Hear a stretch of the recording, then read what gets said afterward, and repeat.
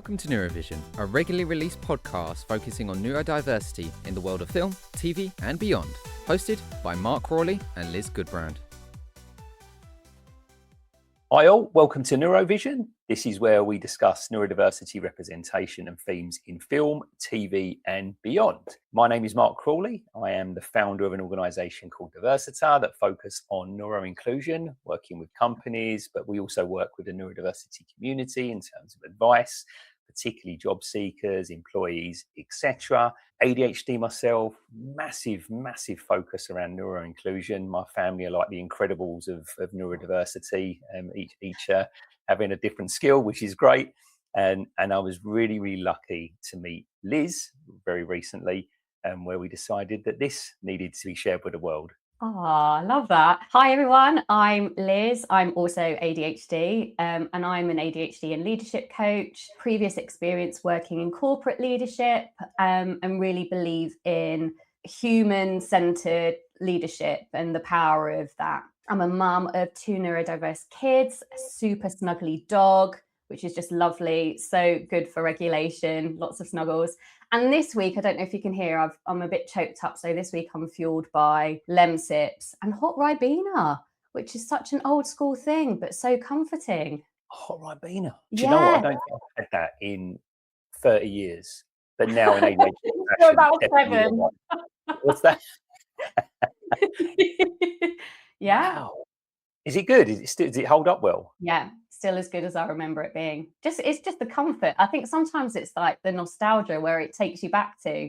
That's like the comfort, isn't it?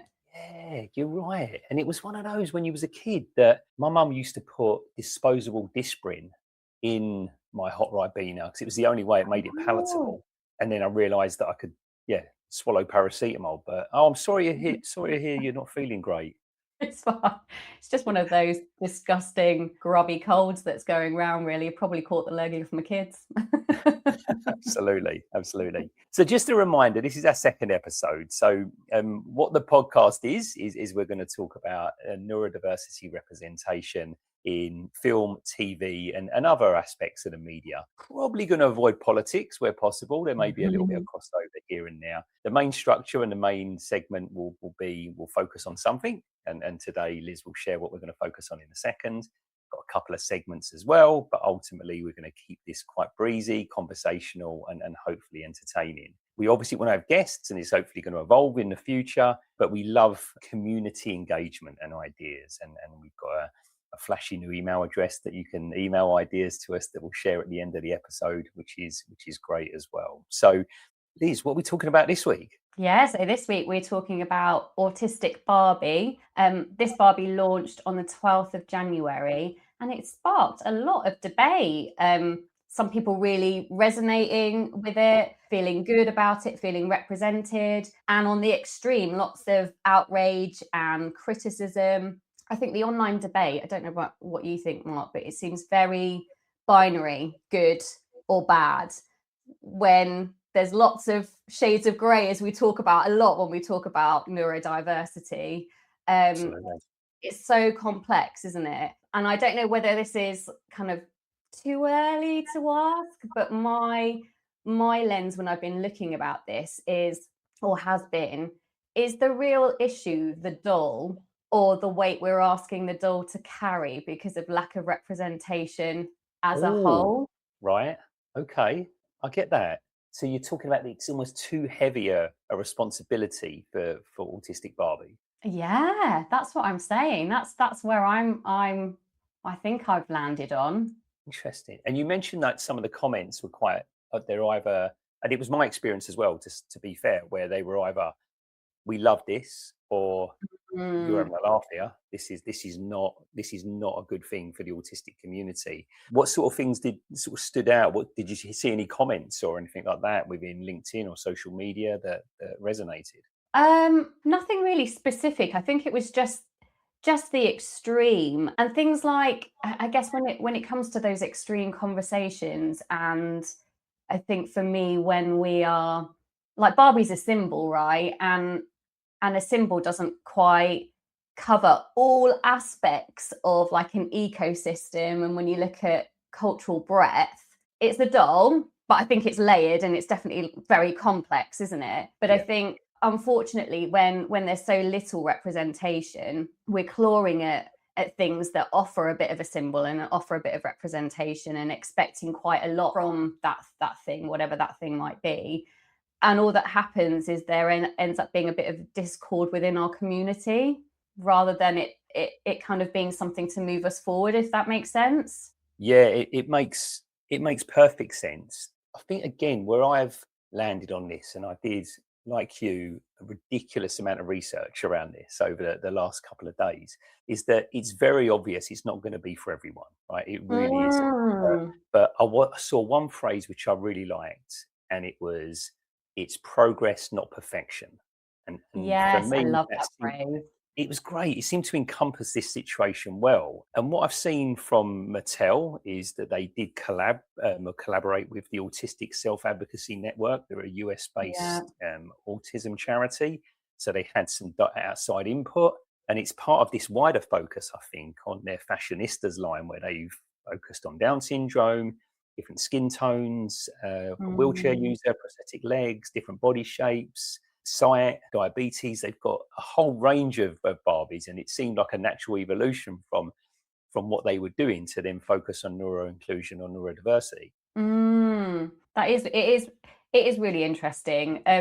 Has it made you, like, before we get right into the debate, has it made you reflect on any toys that you had growing up, or what representation felt like for you growing up? Again, I think this is where my privilege will be inescapable, if you like, really, because we had a lot of representation as a kid. You know what I mean? As a young white male, I think most of the heroes that I used to see in Star Wars and He-Man and all of these things that I used to have as a kid were fairly self-reflective. I mean, I'm not comparing myself to He-Man if you saw me, right?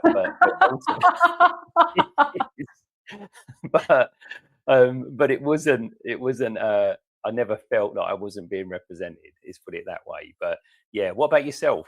Yeah, so I loved Barbie, massive Barbie fan, like in the 80s and early 90s.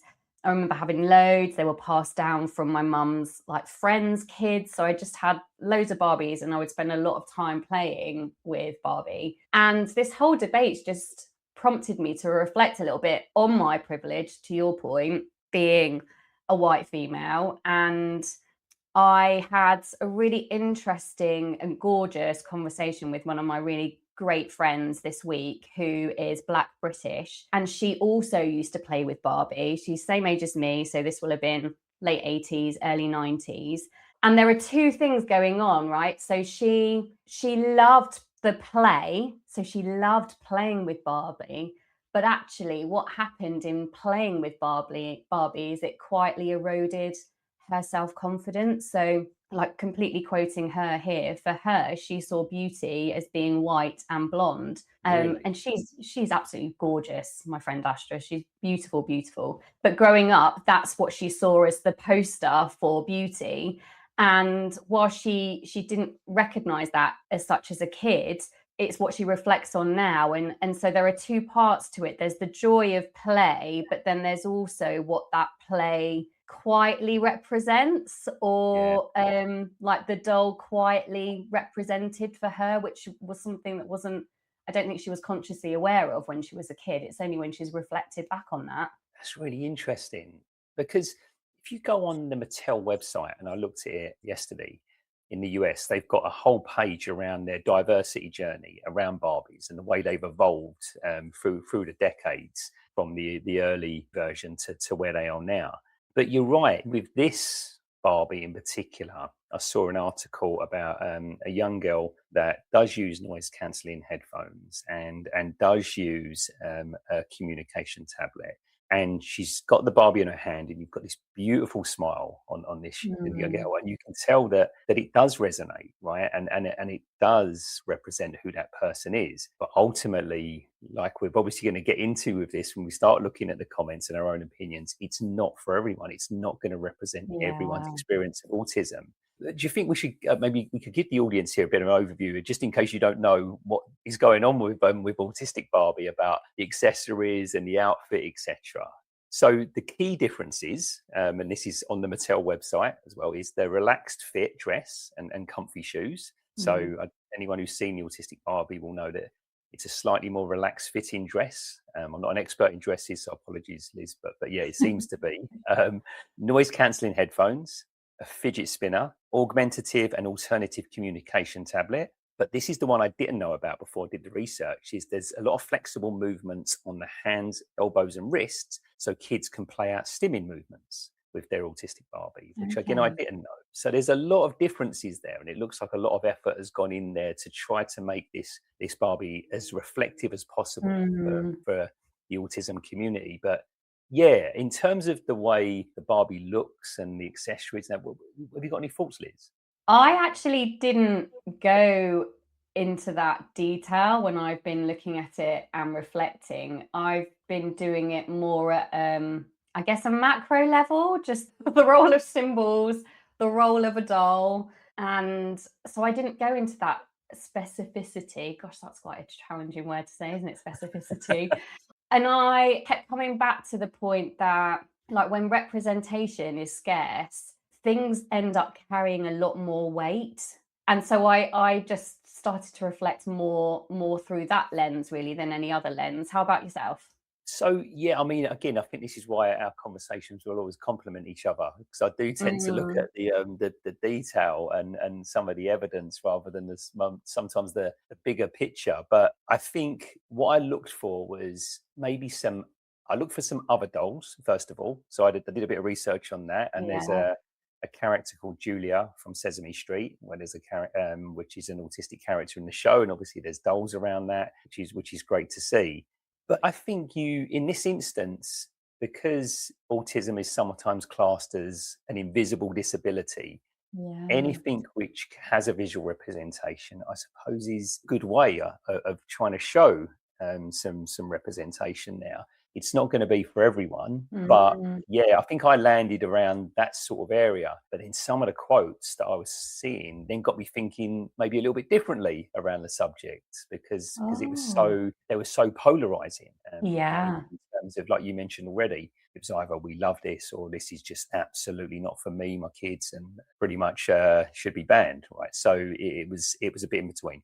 It's so interesting, that extreme, like the polar opposites, isn't it? Because is it, and this is just a question just to reflect on, is it not better for some children to feel represented and experience the joy of play with a doll that they share kind of similarities with, if you can say that with a doll, than not at all? Going back to what you were saying, like progress over perfection, like, does it have to be all or nothing?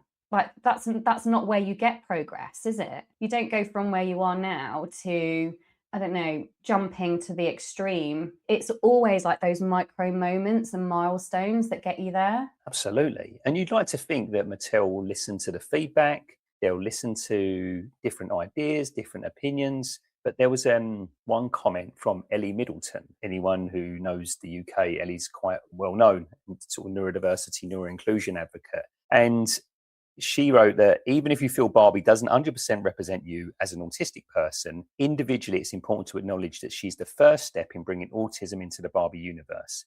And in fact, mainstream toys, and that wider impact, that is huge. And I think that's not a bad way of summarizing it. Doesn't mean it has to speak to you right now. It doesn't mean that it has to be perfect. But I like the idea of it. I've got to be honest. But of course, I fully respect people who it doesn't speak to as well. Well, and I think that's the brilliant thing about being human. We all have different opinions, different views, a different lens with stuff. If we all agreed with stuff, life would be pretty boring, wouldn't it? So it's nice to have the conversations and debate. And it's through these discussions that hopefully things will get even better and we'll continue on that progress. And let's just hope that this is the start of lots more representation, because going back to what I was saying before, I feel like there's a lot of expectation and weight placed on, yes, an iconic symbol, but a symbol that lacks a lot of flexibility in that you're basing it on someone on the doll's physical appearance, and so much of what you see and experience as an autistic person happens invisibly, doesn't it? And a doll, an object, is never going to represent the diverse kind of experience that one has there. No, I agree. So I took notes of loads of different quotes, right, from LinkedIn. Oh, So yeah. if I read out a couple, it'd be good to get your opinion on them, right? So this one was quite, it certainly was in the camp of this is not for us. What if we made a depressed Barbie or a schizophrenic Barbie or an anxious Barbie? It sounds absurd, right? And yet this is exactly the same logic behind the newly released Autistic Barbie. So interested to know if you've got any thoughts on that. Oh, that is, oh my gosh, that is interesting. And I can definitely see their point. I have to be really careful because I have this quote that's in my head all the time when I see both sides of an argument. A friend of mine once said, "Don't ever sit on the fence, Liz. That's where you get splinters on your bum." And so I try and avoid sitting on the fence, but there are always arguments for something and against something. And I completely understand that view and that argument. But at the same time, this was developed specifically with a group in mind. And I guess there are some people that are liking it. Gosh, that's a right waffly answer. But what do you think? So I think, again, when I looked at a lot of the comments, right, and I think it's important to make sure that everyone's opinion's valid around this, because it comes from nearly all of these comments were from autistic adults, but it is aimed at children, right? And I think, and this representation is for children to maybe feel a sense of belonging. And it's a bit like the superpower rhetoric. Right? I don't use it in any of my training. I don't particularly like it in terms of the expectations for adults, but it can sometimes make neurodivergent children feel, this is great. This is my superpower. This is something that really helps me. Now, is it for everyone? Is it for adults? Probably not, right? Certainly in my opinion. But I think it's similar with this as well. This is something that I think is going to be quite well received by children in a lot of ways, particularly if they associate with some of the accessories and see that representation.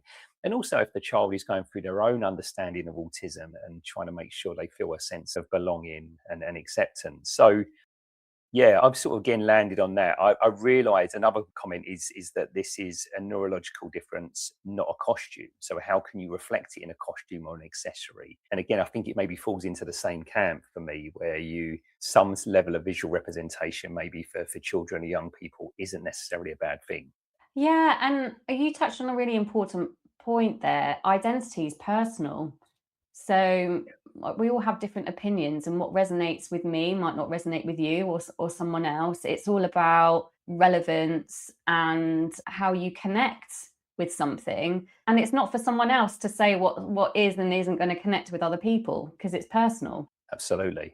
And there was, to be fair, there's a lot of really positive comments, right? So I'm going to read some of those out if that's okay. And one of them was said, I have almost nothing in common with Autistic Barbie, and yet I still approve. I don't wear noise cancelling headphones. I don't use an accessibility device. I don't stim. I'm not slim. Yet she doesn't look like me. She doesn't live my autistic experience. And that's why I like her existing, because it is an individual reflection, and people can maybe represent their own identity onto Autistic Barbie if they want to, I suppose, from that comment. And then it finished with, right, because she is one Autistic Barbie.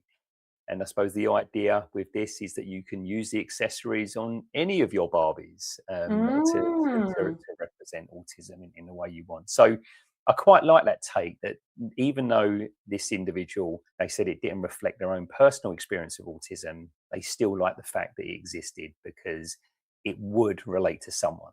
I really love that. And what I love most about that, it's something that maybe we've overlooked in this discussion, and maybe that's been overlooked as part of the wider debate, with the exception of this particular comment, is the role of imagination in play. And Barbie is a tool, if you want. It's a doll, It's a tool. How you express that doll is unlimited. So like when I played with Barbie could have been all kinds of things growing up. Yes, she looked and presented in a particular way, but how she behaved, her values, if you can associate values to Barbie, her values, her demeanor, her behavior, her tone, all of that was orchestrated by me, the player. Absolutely. And that role of make-believe or play again, probably takes it back to this being something which is aimed at children and their Yeah. own journey around neuro inclusion. And it'd be interesting to see if they continue doing this, whether you have a Barbie that is ADHD, or if you have a Barbie that is dyspraxic, or any of the others. It'd just be quite interesting to see if other neurotypes start to be reflected in this and how they do that. But the final sort of positive but cautious comment that I've got was, is it better to have an autistic Barbie that is starting a conversation about representation, not have one at all? Yes. So it seems to be that there's a community out there that, although this isn't perfect, this is a real step in the right direction. Yeah, I completely agree with that. Completely agree with that. Amazing. So in terms of sort of summary, Liz, I suppose where I land on this really is that it's, we mentioned already, it's not going to please everyone, but it's a good step in the right direction. The key argument for me, the only counter argument, is that it may risk narrowing understanding further, as in, if someone's not got noise cancelling devices and you don't know much about autism, is that person autistic? If someone isn't stimming, does that mean that person's not autistic? It could narrow the view for people who look at this without understanding the nuances around autism, or the fact that autism is very different to a lot of different people. That's the only cautious element from me. And the only recommendation I'd have to Mattel or anyone else who's got around this is that it might have been better as an accessory pack, where you, as I say, where you just used like an outfit or accessory to try to make any of your Barbies reflective of your experience with autism or neurodiversity. So that's pretty much where I landed on it. But what about yourself? I love that last point, and almost your role as the child playing, the creator. You can mix and match whatever you wanted to express your Barbie in a particular way. I love that. That's a really great recommendation. I agree with what you're saying. I think the positive, hopefully, from this is it sparks a conversation as well. So children get the opportunity to play, and for some children, they feel that connection and that representation, which is only a good thing. And for adults, I hope it sparks more conversation and curiosity around like different neurotypes and how they might present, and like beyond the superficial stuff that we've explored. I totally agree. I think that conversation prompter, conversation starter, ongoing review of this is, I think we both agree that that's definitely a good piece of progress. Two things that did stand out for me, right, and I've just got to share them really quickly though, is so those who listened to episode 1 will know that we did a review of Patience, the UK version of Astrid, and the lead of that is LMA Purvis, and LMA Purvis was asked about Autistic Barbie. Oh, I don't know okay. if you see it in an interview, and she loves it, absolutely loves it, loves the idea of representation, loves Barbie. Again, wishes that something was around like this when she was going through her autism journey, or when she felt a little bit misunderstood when she was younger. So yeah, I didn't know if you'd seen that, Liz, at all. No, I hadn't. That's really interesting. It just, again, just goes to show that everyone's going to feel a little bit differently about it, aren't they? Just based on their own experiences, really.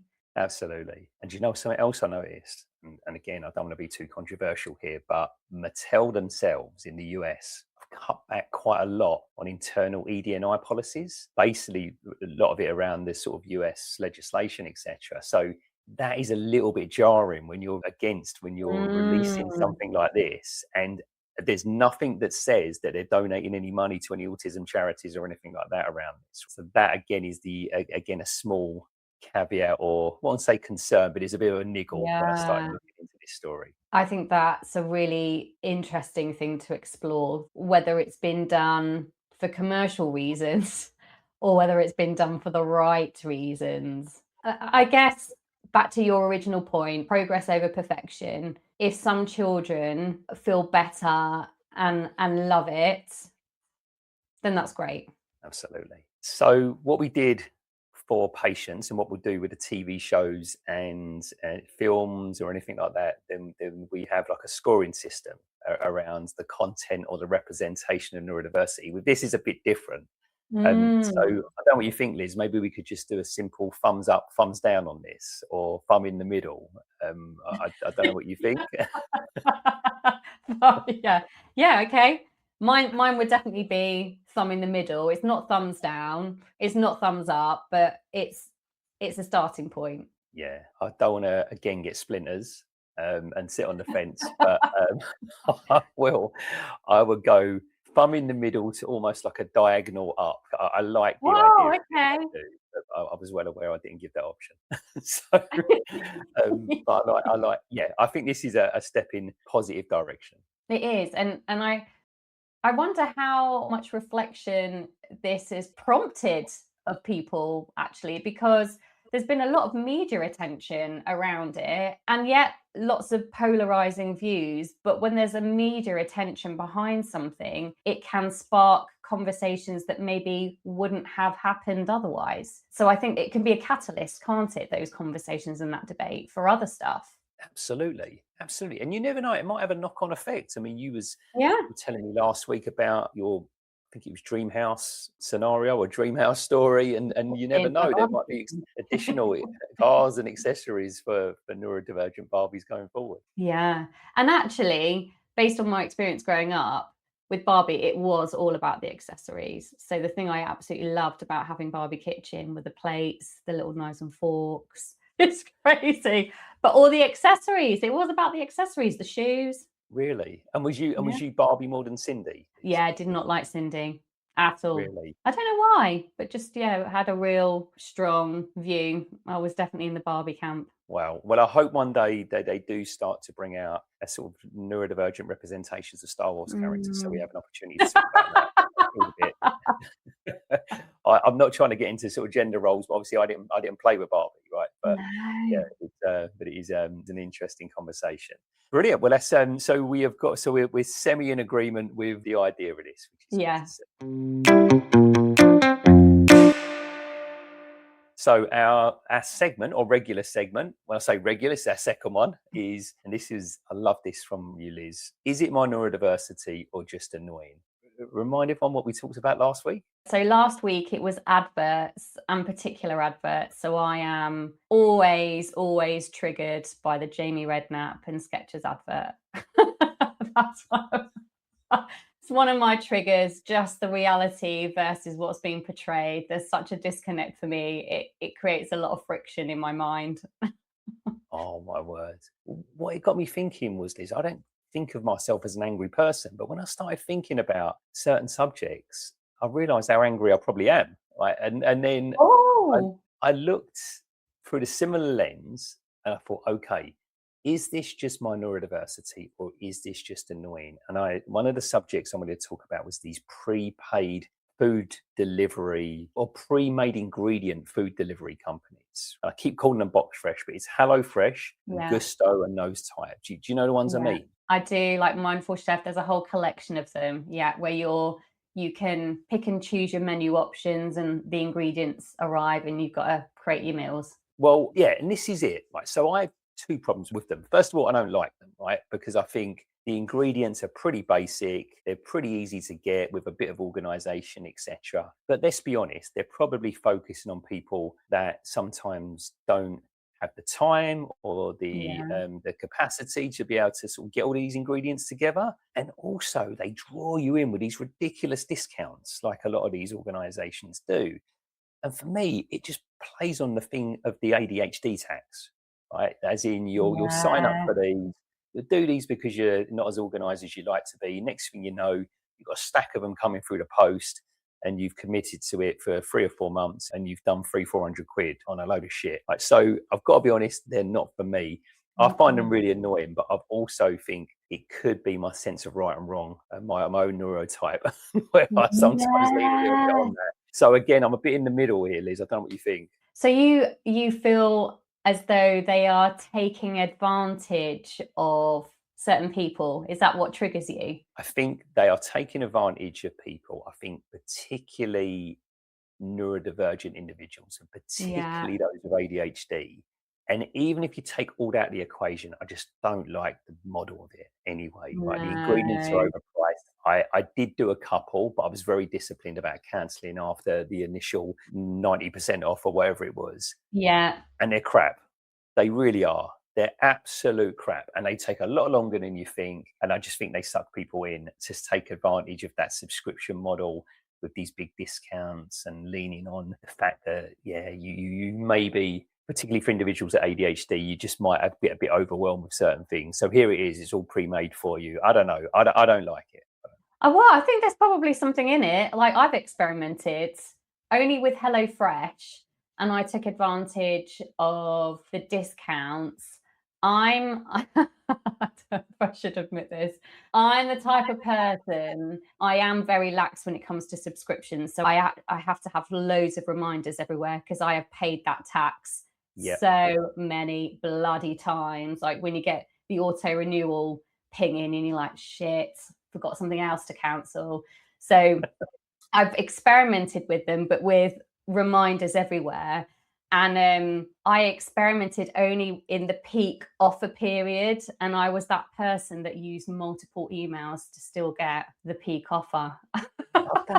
So I was like a quote unquote new customer subscribing multiple times, but I was just using one of, again, I'm an ADHD. I've got about 5 email addresses. I don't know why I need so many mailboxes, but I've created all these mailboxes and I use them sometimes to my advantage. I love that idea. Do you know, I've never done that. Have you forgotten about stuff as well and just realised, hold on, I've just been paying for this for 3 or 4 months? I'll give you an example. LinkedIn is one of those things. It's like an annual subscription. I'm paying for some sort of premium thing, not like a massive premium thing, but a small upgrade on the basic model. And I forget about that all the time. And I pay it every year. Really? And I don't get any value from that. Really? I do the same with insurance policies. Always think, oh, this is the year I'm going to get my shit together and actually go out to market and search and get a good deal. And then it auto renews. I've forgotten to do anything about it. I'm like, stuck in it for another year. Wow. Well, I think in terms of, I mean, we'll see have a different subject next week, right? But I think for these, it's not necessary. I don't think it's my neurodiversity. I'm being quite kind to myself here. I think these companies, they are not good for neurodivergent individuals, right? So I think that's probably where I land on it. Well, and I think, there are some times when we really feel this strong sense of like fairness, don't we, in this justice. And you're right, there probably is an element of like playing into that. Like how many times I'm just thinking of other like online platforms, like sign up to have a free month, but you've got to put in your bank details because then after the first month, it goes on to like an automatic direct debit collection. And all those I try and stay clear of because I know I'll forget or I just won't get around to the admin and the load of doing all the admin and the tasks to cancel because it's never straightforward, is it? You often can't do it on your mobile. You have to go into a desktop version of a website and then like the cancellations like buried away somewhere. And it's tricky. Absolutely. And apologies to anyone who's listening to this podcast at this point and thought we were talking about Autistic Barbie and think, what the fuck are these two talking about? But the other thing is, I really, really just, with regard to these, I went to cancel HelloFresh, got the name right this time, and it must have asked me 6 different times whether I wanted to cancel. It was throwing all sorts of nonsense at me, right? I've read I could have got a house out of them if I wanted to take another month out of it, if I'd said yes eventually. But those, again, I don't like that either. So, but anyway. I know, it's like all this friction, isn't there? Loads of friction in the like user journey, the customer journey. I would say as well with HelloFresh, the first 2 weeks can feel quite exciting. So you get that as an ADHD, I like dopamine hit. Meal planning, I really struggle with meal planning. So I'm like, everything's planned out for me. Amazing. But then it's like the same meal, but like slightly different iterations every week. So there's no variety either, is there, with these boxes? Or that was my experience. Fortunately, it was that also played a part in me cancelling because I just got bored of the menu options. Really? I mean, I've never got past like the first few boxes. Are they quite limited, I take? Yeah, just the same. Just like sausage casserole, one with like tomato, a different version with more onions in. Same thing, kind of dressing it up differently. Yeah, absolutely. Well, that said, we are open to sponsorship opportunities. So if HelloFresh or Gusto want to get involved, then I'm sure we'll get Marc would love to try them out. Absolutely. Yeah, we have no pride in that instance. No. No, joking. So thank you so much, everyone, for listening to episode 2. Hopefully you've seen by now that we do have some resemblance of structure, but we will go off kilter. We're definitely keen to continue with these episodes and looking at new ideas all the time. And with that in mind, Liz, we have a new email address for people to contact us. Is that right? We do. So if anyone has any feedback, comments, suggestions, or if you would love to join Marc and I, we're like always welcome special guests, then contact us at hello.neurovision@gmail.com. Amazing. So, Liz, thank you for indulging me. We're talking about Autistic Barbie this week. I've done so much reading on it, so I was really pleased that we did this episode. And we'll announce the 3rd episode soon. Amazing. Thanks, Marc. And I love how we just approach things at times very differently. So it makes for a more broader conversation, which is good. So thank you. Absolutely. We haven't had our first argument yet, but I'm sure that's not far away. So, but thanks everyone for listening, and Liz has been amazing as always. Thank you. Take care. Thanks for listening. If you like the podcast, then feel free to follow and hit the notification bell.